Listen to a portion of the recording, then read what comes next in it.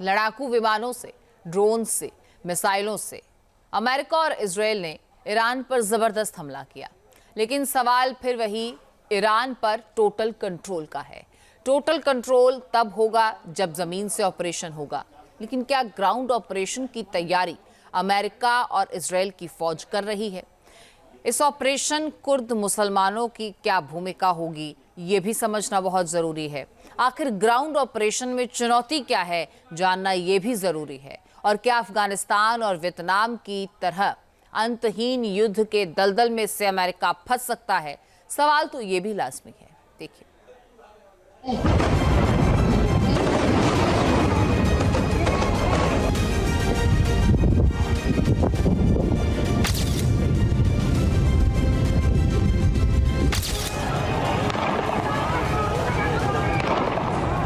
क्या ईरान में कुछ बड़ा होने वाला है? मिसाइल और हवाई हमलों के बाद क्या अगले चरण की तैयारी है?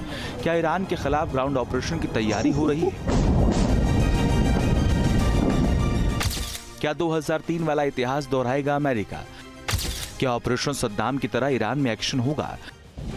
ये तो साफ है कि सैन्य इतिहास में सिर्फ हवाई हमलों के जरिए किसी मजबूत और बड़े देश में सत्ता परिवर्तन संभव नहीं है।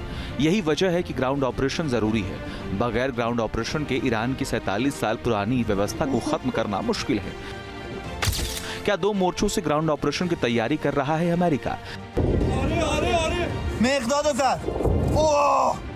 ईरान की राजधानी तेहरान में ये बमबारी की तस्वीरें हैं। इसी तरह की बमबारी के जरिए ईरान की सैन्य क्षमता को खत्म करने की कोशिश हो रही है। लेकिन सवाल ग्राउंड ऑपरेशन और उसके संभावित किरदारों की है।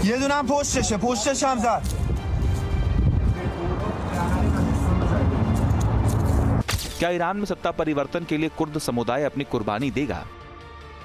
ईरान अमेरिका इजराइल जंग के बीच कुर्द समूह की काफी चर्चा हो रही है।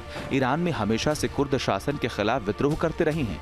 इसके अलावा कुर्द लड़ाकों ने कई मौकों पर जमीनी लड़ाई में अमेरिका का साथ दिया है, चाहे वो इराक में सद्दाम हुसैन के खिलाफ लड़ाई हो, या फिर ISIS विरुद्ध मोर्चा संभालना हो, या फिर ईरान में इस्लामिक शासन का विरोध। कुर्द हमेशा से आगे रहे हैं।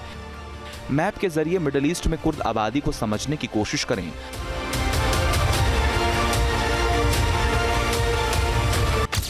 पश्चिमी ईरान से लेकर इराक, सीरिया और तुर्की तक इनकी अच्छी खासी आबादी है। ईरान ने इनकी कुल आबादी 17.5% है। सीरिया में 15%, इराक में 27% और तुर्की में 25% है। वैसे कुर्द बहुल इलाके अमेरिका IRGC के ठिकानों को निशाना बना रही हैं। हमले के बाद और हमले के पहले की तस्वीरें हैं।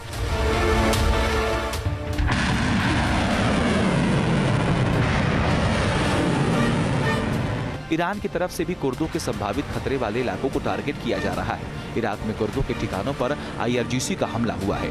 वैसे युद्ध की शुरुआत में ही इजराइल की तरफ से कुर्द और दूसरे समुदाय से विद्रोह करने की अपील की जा रही है।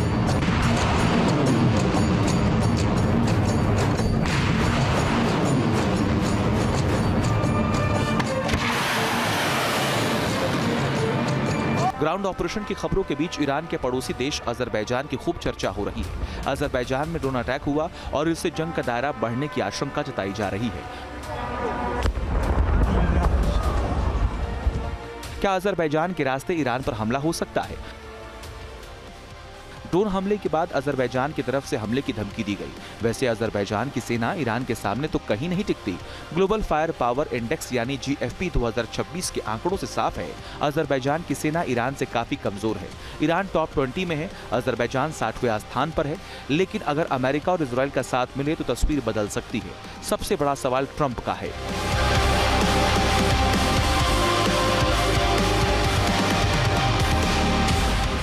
क्या ट्रंप ईरान के खिलाफ ग्राउंड ऑपरेशन का रिस्क उठाएंगे? अमेरिका से जो संकेत मिल रहे हैं उससे यही लग रहा है कि अमेरिका की तरफ से जमीन पर ऑपरेशन की भी तैयारी की जा रही है।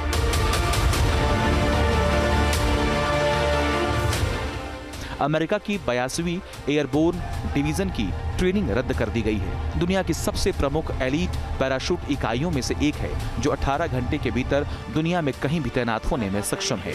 लेकिन अमेरिका के लिए चिंता की बात यह है कि ग्राउंड ऑपरेशन आसान नहीं है।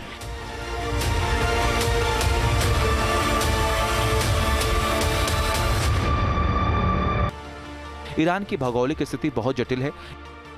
ईरान का क्षेत्रफल 16.5 लाख वर्ग किलोमीटर का है। ईरान के पश्चिम और दक्षिण पश्चिम में जागरूस पर्वत श्रृंखला है। उत्तर से अलबोर्ज की पहाड़ियां हैं। ईरान के केंद्र में स्थित दहशत कावीर और दहशत लुत जैसे विशाल रेगिस्तान हैं। एक अनुमान के मुताबिक यहां कब्जा करने के लिए अमेरिका को 15 लाख से 22 लाख सैनिकों की फौज उतारनी पड़ेगी। यह संख्या वियतनाम युद्ध में शामिल सैनिकों से कहीं ज्यादा है।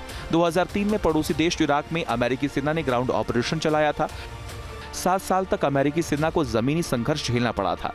इराक में संघर्ष के दौरान अमेरिका के 4,500 से ज्यादा सैनिक मारे गए थे और 32,000 घायल हुए थे।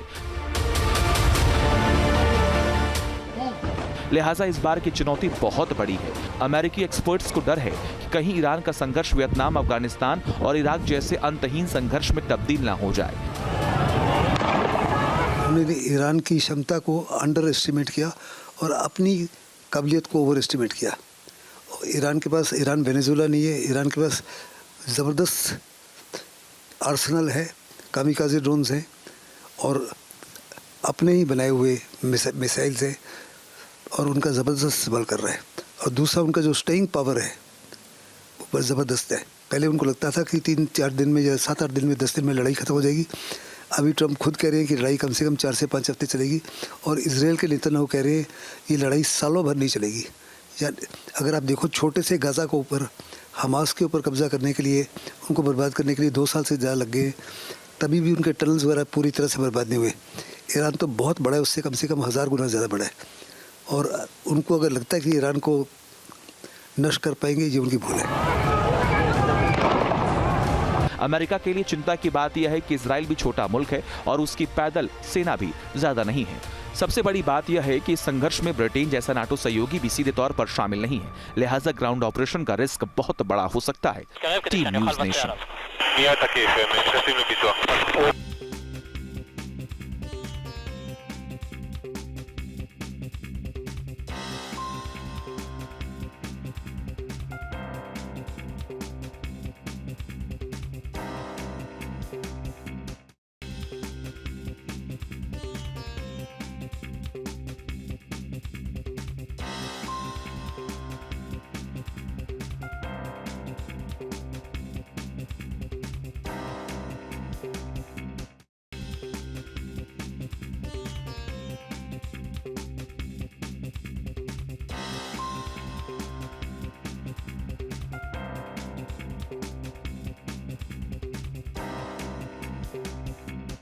आपके मोबाइल पर तुरंत आएगी ब्रेकिंग न्यूज। स्क्रीन पर सबसे पहले दिखेगी बड़ी खबर। देश दुनिया की हर खबर एक जगह। अब आपके मोबाइल पर तुरंत फटाफट इंस्टॉल कीजिए न्यूज़ नेशन ऐप और रखिए खुद को अपडेट।